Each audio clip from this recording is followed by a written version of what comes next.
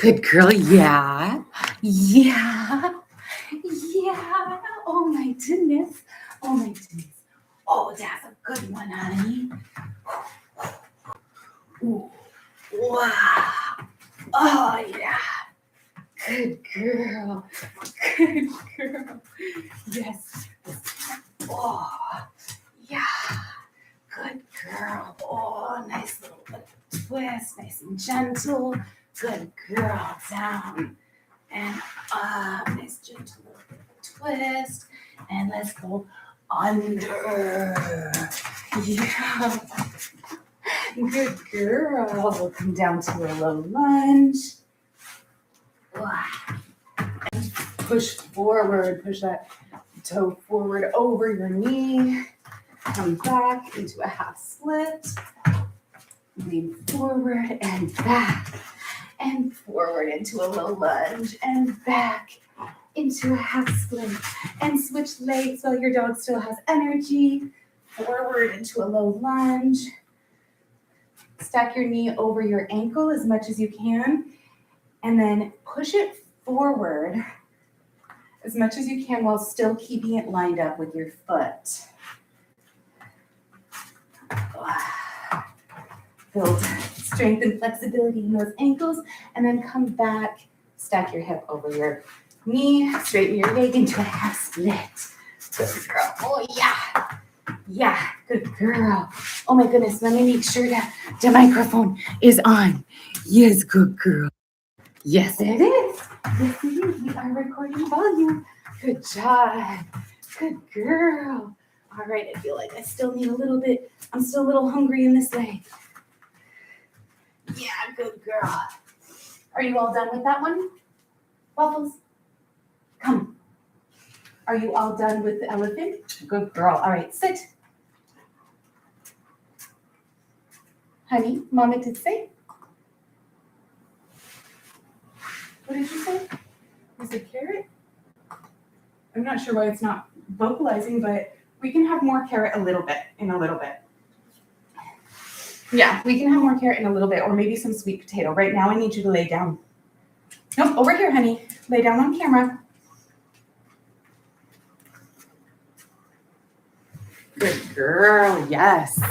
Hello, everyone, and welcome back to Follow the Doggy. Welcome if this is your first time joining us.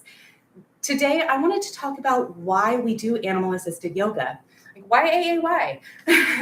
There are so many different types of movements and exercises that can help you get physically active and that you can use to stay physically active, that you can use to build strength, that you can use to build mobility. And quite frankly, a lot of those are more effective than animal-assisted yoga if you're trying to work towards specific goals, like a specific strength goal, a specific flexibility goal. You can do these hyper-specific trainings. So why AAY? Animal-assisted yoga is not for something super specific. Can you use it to achieve a super specific goal? For sure. If that's your jam and you want to achieve a super specific goal, you can absolutely use animal-assisted yoga to do that. You can absolutely use the resistance of your animal, whether it's in tug like you saw us just doing, whether it's using their weight to do fun tricks like you've seen us doing in our previous videos. You can absolutely use the resistance of your animal to enhance your strength building, to enhance your flexibility improvement. But why do we start animal-assisted yoga? Why do Waffles and I do animal-assisted yoga together? It's not for the sake of building strength and building flexibility. It's for the sake of maintaining mobility. You know, the way that I look at movement, this is a little funny because I've never been one who enjoys exercise, right? Like, structured exercise has always been my nemesis. Like, I don't, and I really mean that. Like, I felt such a deep-seated resentment for exercise. I know I'm not the only one. Raise your hand if you also feel a deep-seated resentment for exercise. Okay? So when I was growing up, I had lots and lots of chores. I did, and most of that was because I had animals that I had taken responsibility for. I had asked my parents if I could have them. Um, and so it was my responsibility to take care of them. So that means that whether that's lugging a 50-pound bag of dog food from the store to the car or to the house, or whether that's lugging around a 30-pound salt block, whether it's lugging around a 40-pound saddle, whether it's lugging around a 50-pound bale of hay. All of these things are things that I was just doing on the regular. So it pissed me the fuck off. Sorry, Waffles. I didn't mean to offend you. That peeved me the fluff off that I had to then go to school and do PE and learn all about movement and the importance of staying active when I was always a very active person. You can say I was a very active child, but that never changed. I've always been a very active person. And then as I got older, there are still things that affected me as far as mobility wise, like just being active and just doing things that were fun for me and kept my body moving wasn't enough. I wasn't moving through my full range of motion. So then I started to think, as I was getting even more active with Waffles, and as the weather was changing and we weren't able to get outside so much and my knees were aching and, all of these things were kind of piling up, I realized, maybe we can do something else together. Like I knew that with the way that I had been carrying myself for a long time, my body felt like it was breaking down, right? Like, and again, I know I'm not alone. Who has felt like their body is breaking down? Maybe you feel like your body is betraying you, when really, if we think about it, we're the ones that have betrayed our bodies. Our bodies are built to move through this incredible range of movements, and all we allow it to do is move mostly forward and backward, right? Maybe some turns. But we don't do these big, wide movements just in our everyday life. But we did when we were kids. Why? Because we were aware of the cravings in our bodies. It's not unusual for a kid to be like, I just got to do one of these. Was mama being crazy? Yeah, you want mama to do more of those? Do more of those. Do more of those. Do more of those. Does that make you happy? Waffles, come. Good girl, sit. Oh, I know you got itchy. All right, sit. Thank you. And down. You don't want to? You want to stay in a sit? Or do you want to lay down? You're going to stay in a sit. Okay. So you get the idea, right? Like, and this is actually a really great example because those big movements that we just naturally expressed when we were children, a lot of times get our animals excited, especially the canines. All right, like lots of animals. Waffles, no, I need you over here with me. Thank you.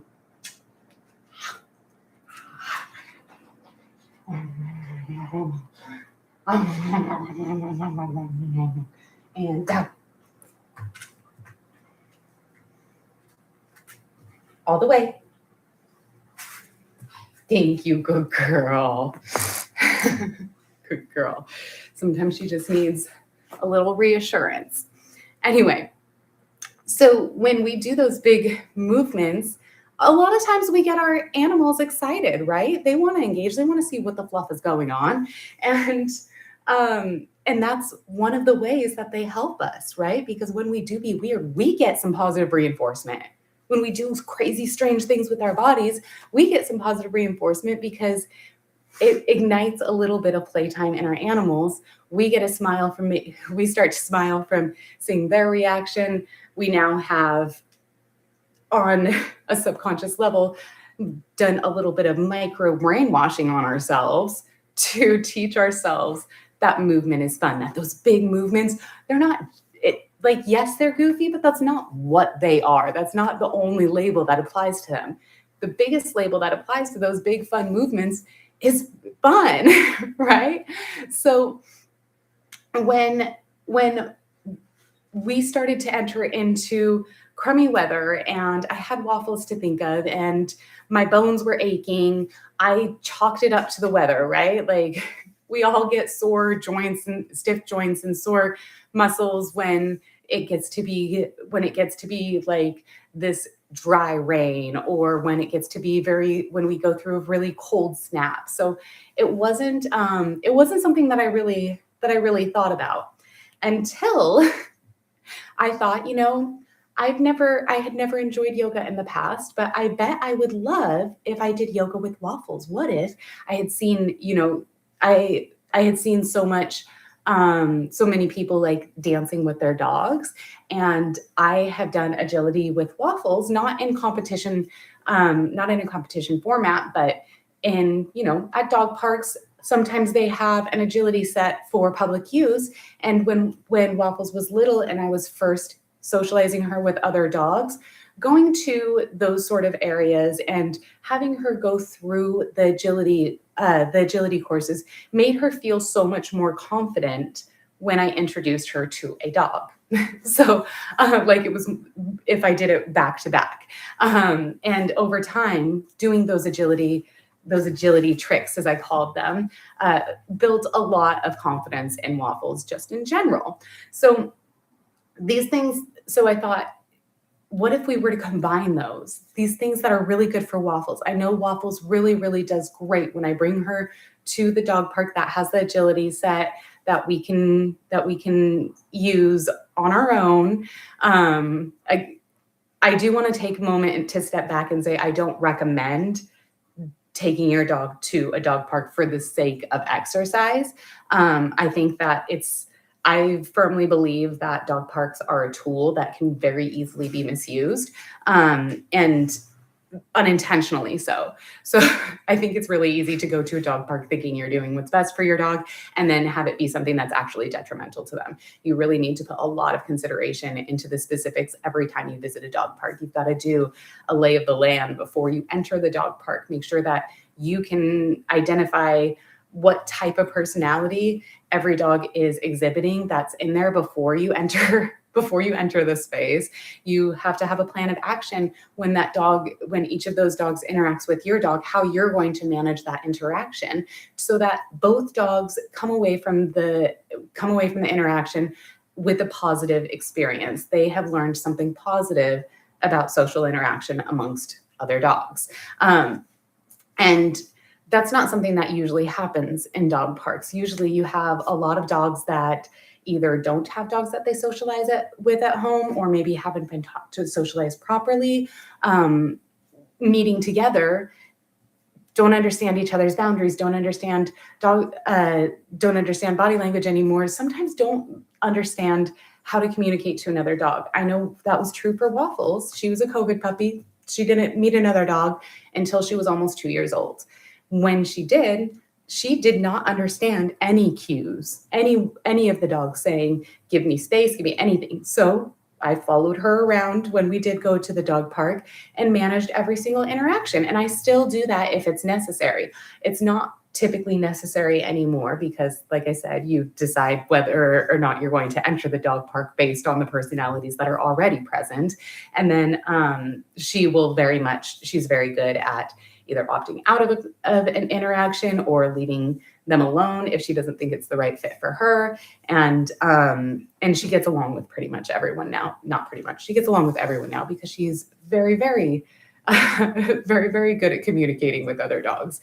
And that's simply because up until she got to that point, I managed every single interaction she had with another dog. So in the same way that they help us move through our life in a more healthy way, it's on us to help them move through their life in a more healthy way. And those kind of situations help to draw that connection, right? So we go to the dog park. I manage interactions. I teach her that she is so capable because she can run over a stack of barrels. She can jump in through a window, a hole in a piece of plywood that has a platform on the other side. She is amazing and she feels amazing. She feels strong. She can do all these things that she didn't think were possible when she started them. She saw that. She's like, what are you even asking of me? And then she does, and she's like, holy smokes, did you see what I just did? So I wanted to take that, bring it home, and turn it to something that could help me too, right? Like I didn't want to be all stiff. And I definitely didn't want to take her to the dog park when it was cold and rainy out, especially that coldness when it was seeping into my bones. So what are we going to do? Well, the only way to improve comfort in my own body is to start moving my body through its full range of motion. And if I can do that in a way that gives her that sort of mental, physical outlet where she's learning something new and she's burning calories while she's doing it, obviously from the learning, but also from the exercise, then that's a win for everyone. I have a chaturanga video that I'm going to be sharing in the next couple weeks where I teach you to teach your dog to jump over you while you do chaturanga.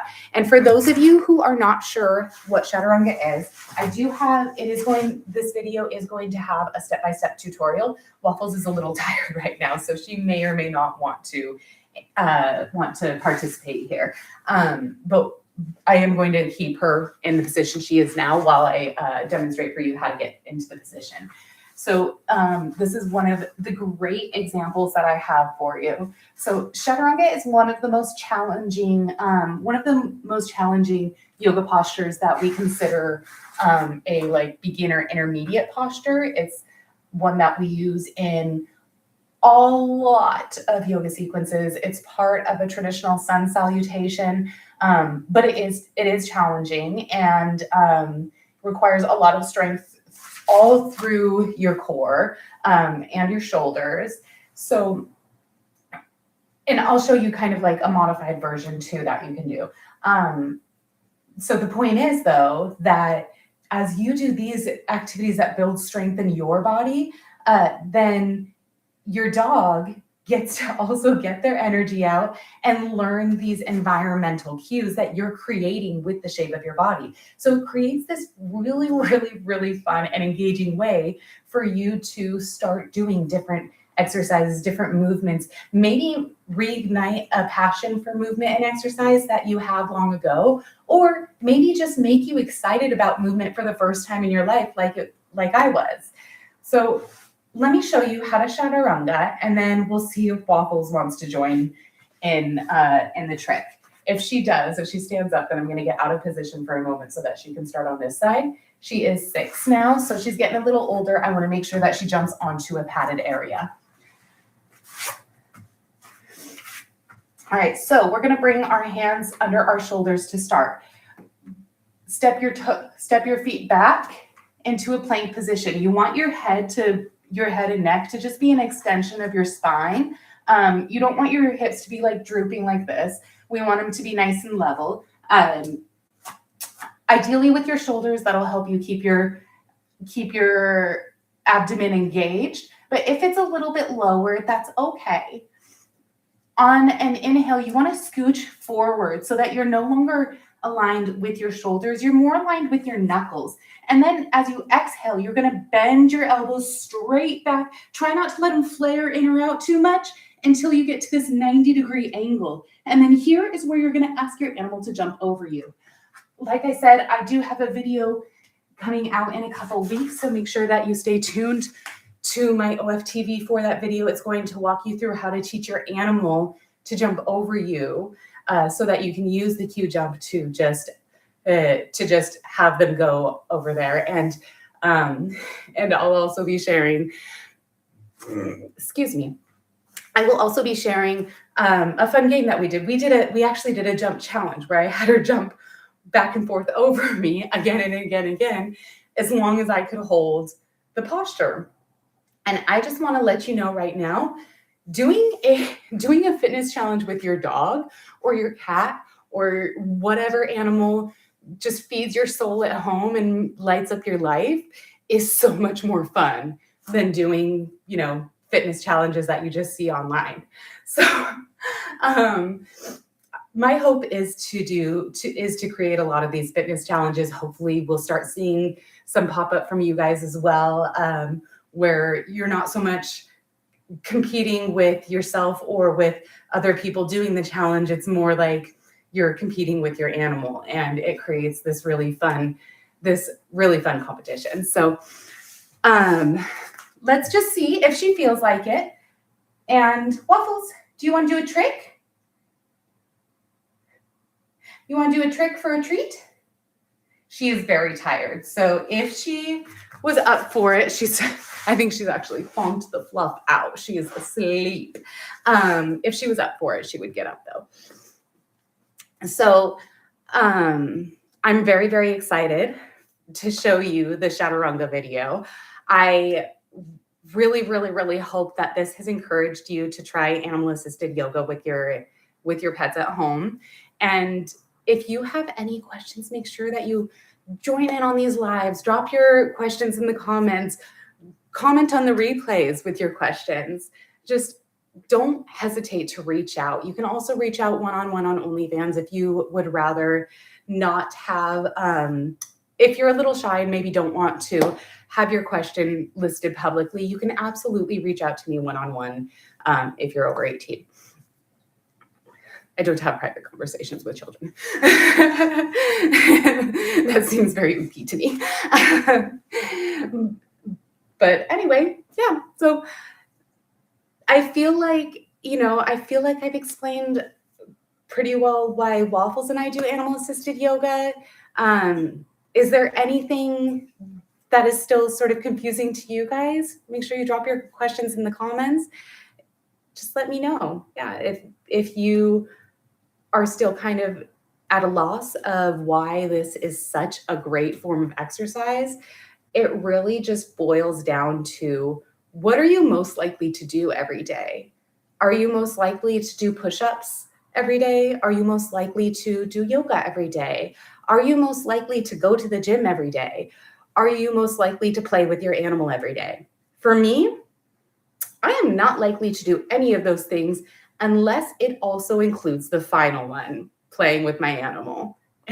So that's why we do animal-assisted yoga. That's why I'm so passionate about it. And that's why I want to share it with all of you at home. Thank you so much for joining us. I hope that you enjoyed today's class. If you did, please make sure that you like this post, share it with a friend, comment if you can, and of course, make sure you're subscribed, because we are here every single week with a brand new animal-assisted yoga class free for the masses. Thank you so much, and we will see you next week for some more animal-assisted yoga. Thank you for joining us here on Follow the Doggy.